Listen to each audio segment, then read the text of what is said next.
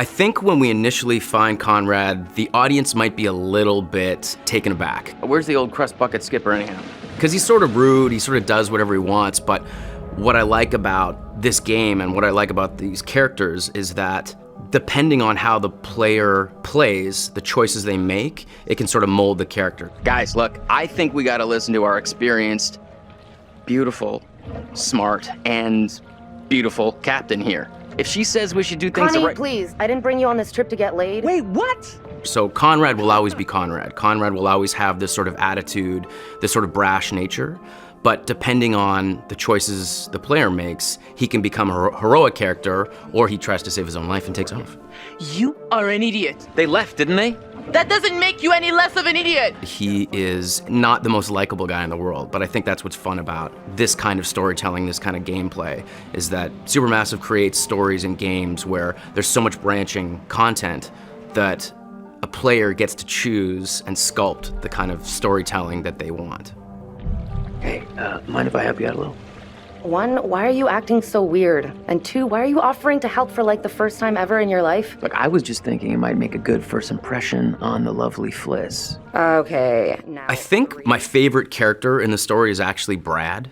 This is Brad, by the way, my little bro. Hey man, want to crack a cold one with me? And I think I like Brad because he brings the least amount of baggage to the story.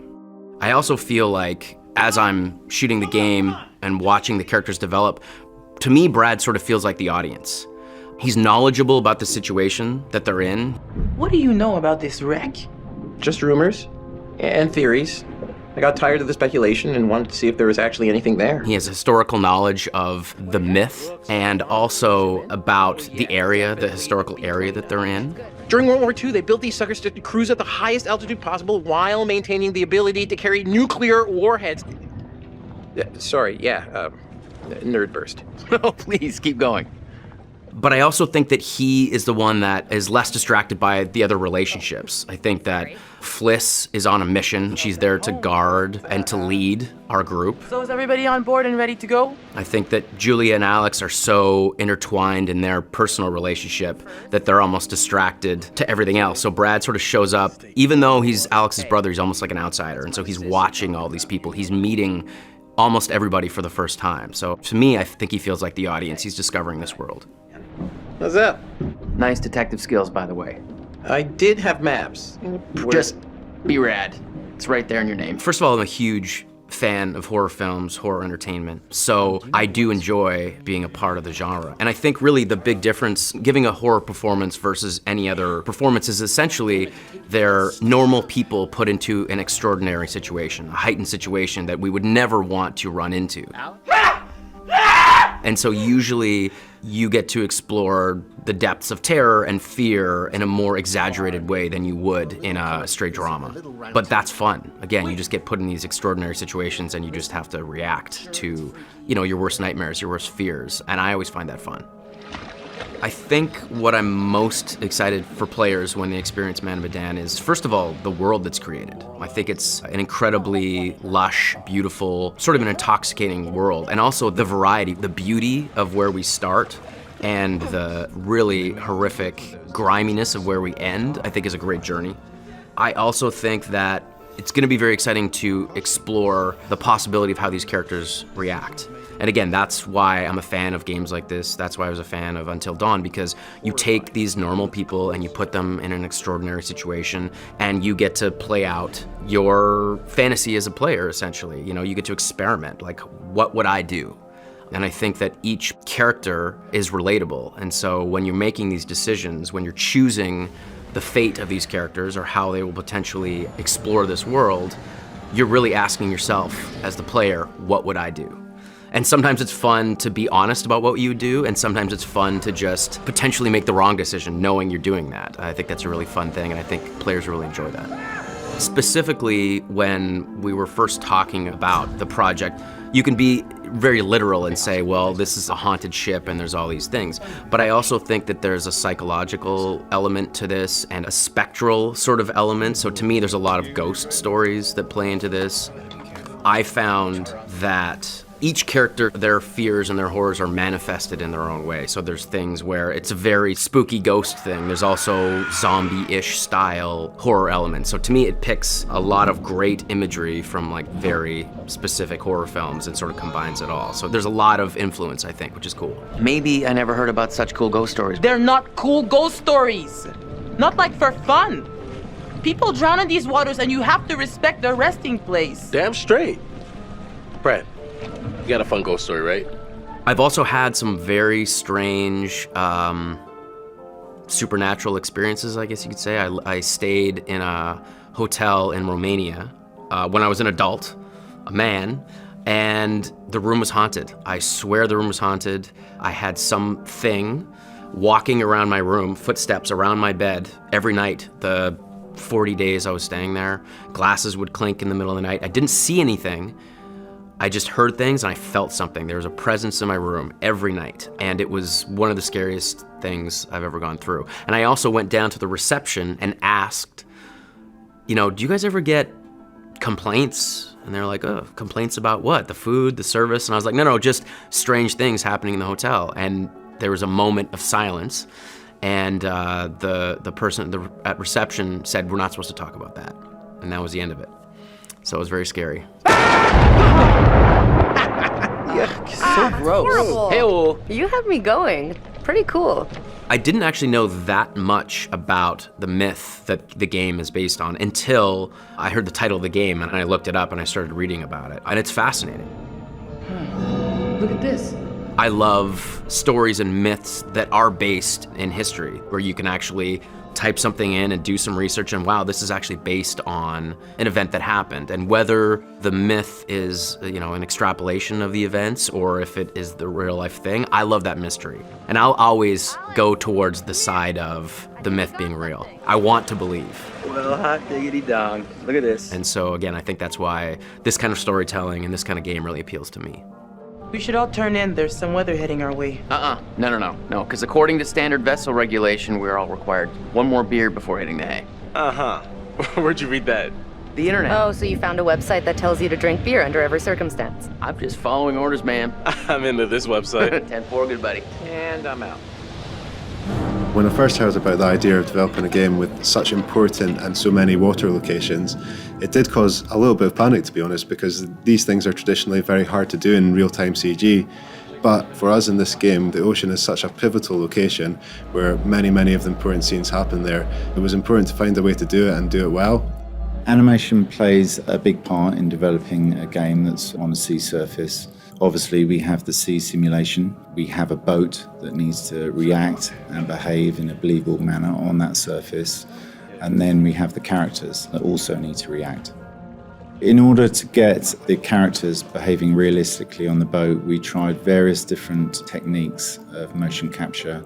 We had performances completed on a movable floor, and that simulated the rocking behavior of the boat.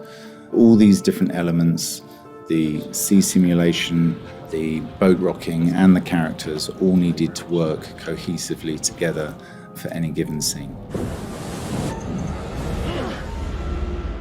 We have a procedural sea surface that's used throughout the game.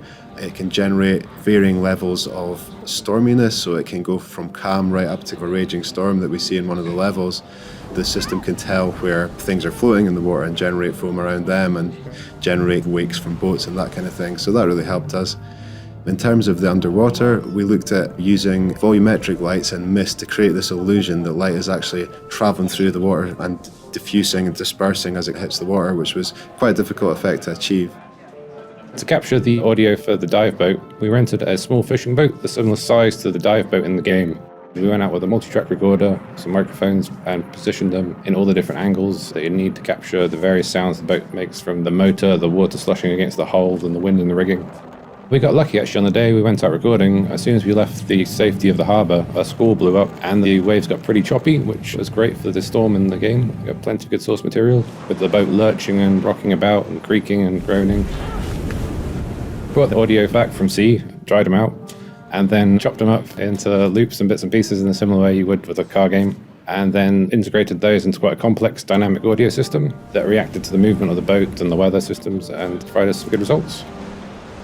As the storm encroaches in the game, we ramped up the audio elements of the wind and waves, and the boat engine becomes more dynamic and reactive. This sort of mirrors the emotional state of the characters in the game. Another important aspect with the storm scene is that it represents a gear change in the story. So this is really the first time the characters are leaving the relative safety of the start of the game, and we definitely wanted to find a way to represent that in the art.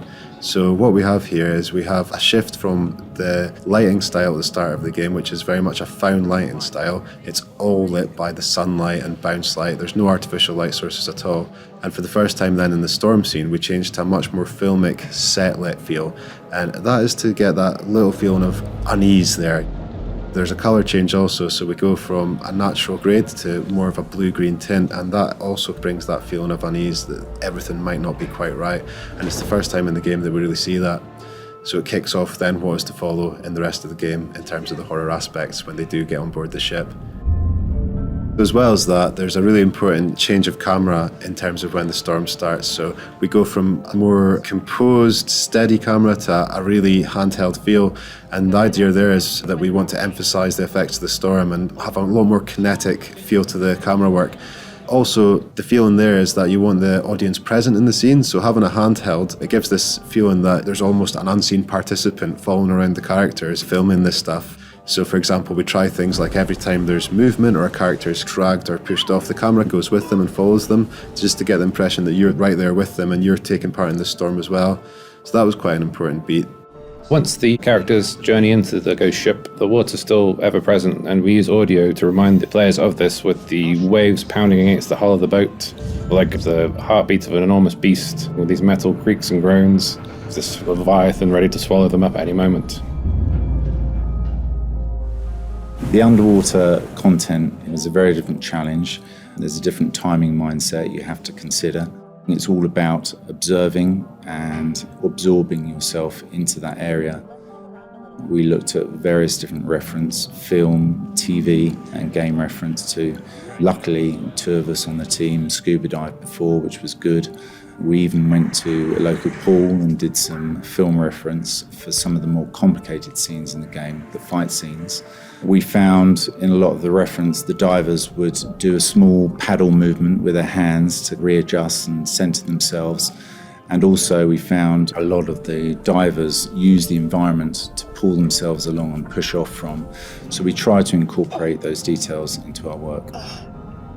There's something really fun about shooting on stormy conditions, and there's something fun about conveying that. But interestingly, one of the things in conveying that in terms of CG is that you have to do a lot of things that you'd maybe get for free if you were actually shooting it. So if you were really out there in a storm holding your camera, you would be getting blown around and you'd be getting rain on the lens or whatever you might get. When you work in CG, everything's automatically clean. So sometimes it's about how you can dirty up the shots and bring back some of those natural elements to convince the viewer that actually that storm is real.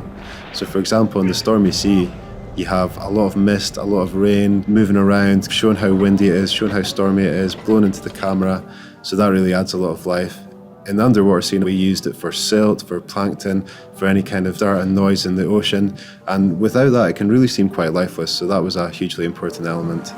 The visual elements that we were trying to include in the development of this ship were right from the architectural drawings and then into the plans and into the white box, looking at camera angles, then looking at lighting, looking at the atmospherics, the suspense and the claustrophobic feel that we wanted to develop. What was that? It was very difficult to understand what a ghost ship of this nature would look like after 60 years. There's not a lot out there. And looking at research for how ships rust and decay and age, we took this and exaggerated those feelings and atmospheres to create what we wanted for our ship.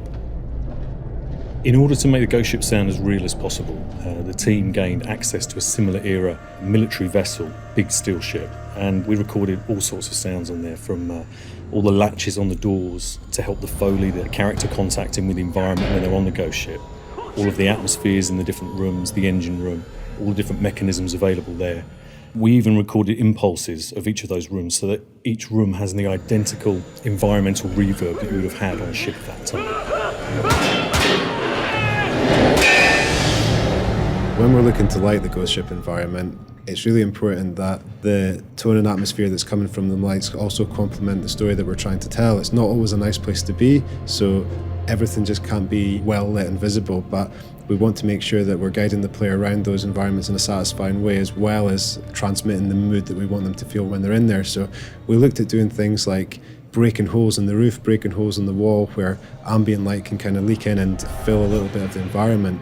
But as well as that, sometimes we need to have spotlights and cinematic lighting, such as you would on a film set, in order to make sure that the characters look suitably heroic, menacing, scary, or whatever the scene required.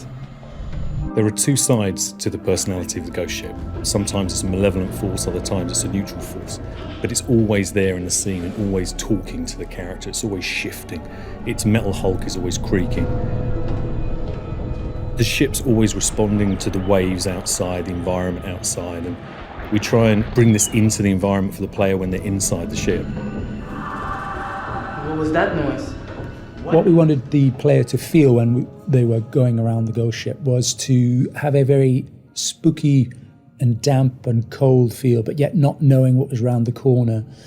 The lights on the ship fail and fade, and so areas are really dark and silhouetted. We wanted it to feel like a dungeon, so we had chains rattling and there's smoke and mist and all of these atmospheric clues to horror films.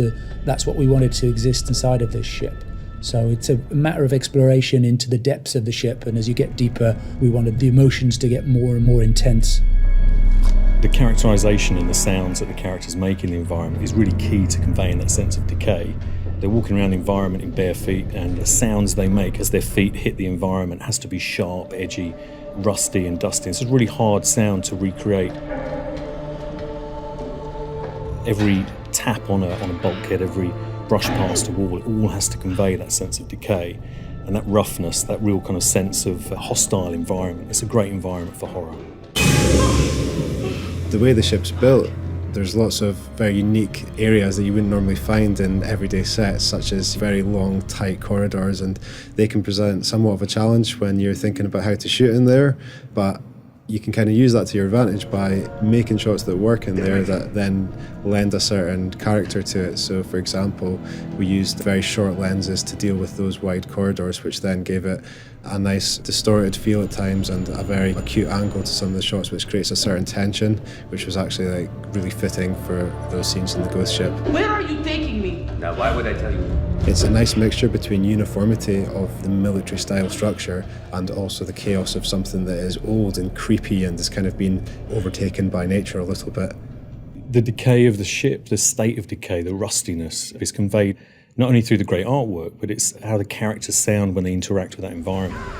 It all needs to offer that kind of sharp edginess, and that's a great environment for horror.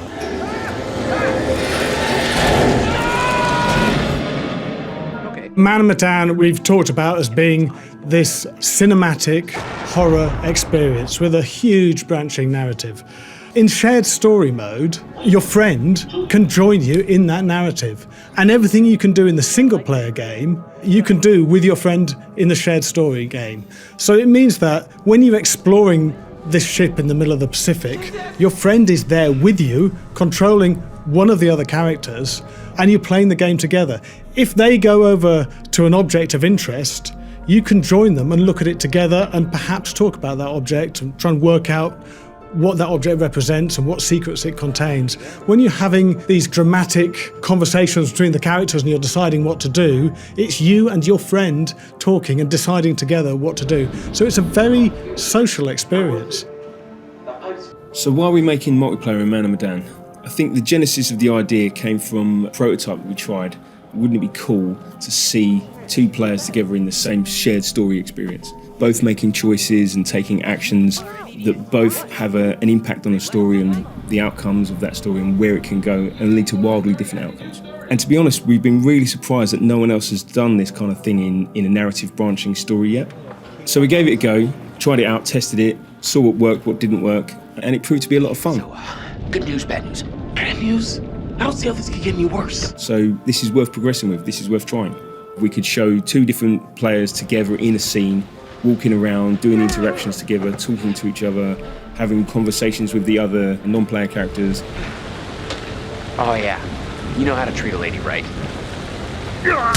And then they could go into separate areas, so one player could stay on the boat, another player could actually go on a dive and experience very different things. You fancy a pint with your second in command?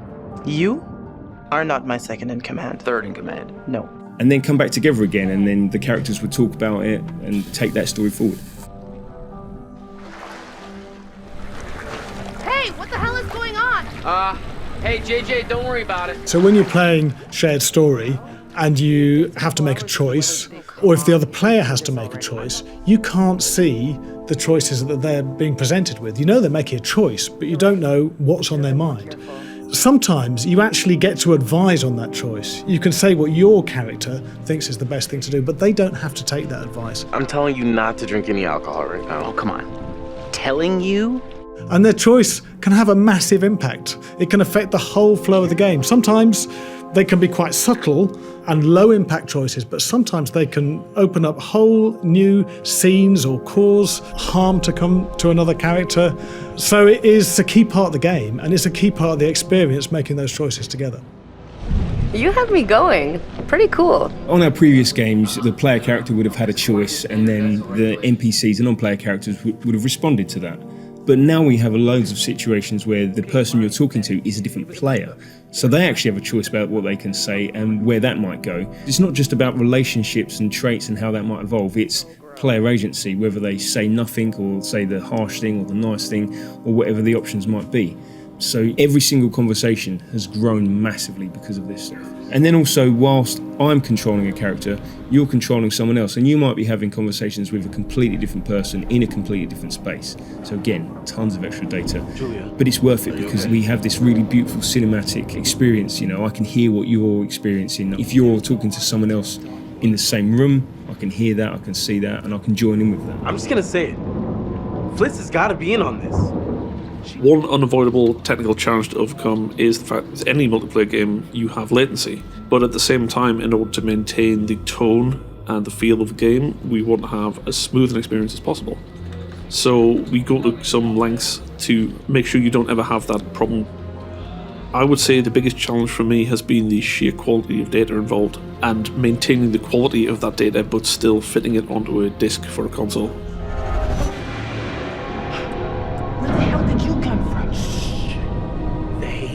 Anywhere. Designing a branching narrative game already presents a load of challenges, and multiplayer, putting a second player into the story, exponentially increases those challenges. It really is very difficult. The first thing we do is at the design phase, we think of things that will work really well with multiplayer. So these are very, very high level things. Key scenes that really showcase the multiplayer, that really give the players interesting choices and big dilemmas. They're designed on paper and storyboarded very, very early on. And the narrative, to some extent, is structured around them. When we're happy with that, when we've got a narrative that we can really get behind, and this narrative also incorporates the whole of the single player game, then we start to break it down in games terms. We have got a tool we created in-house, which is a massive flow tool for the whole game.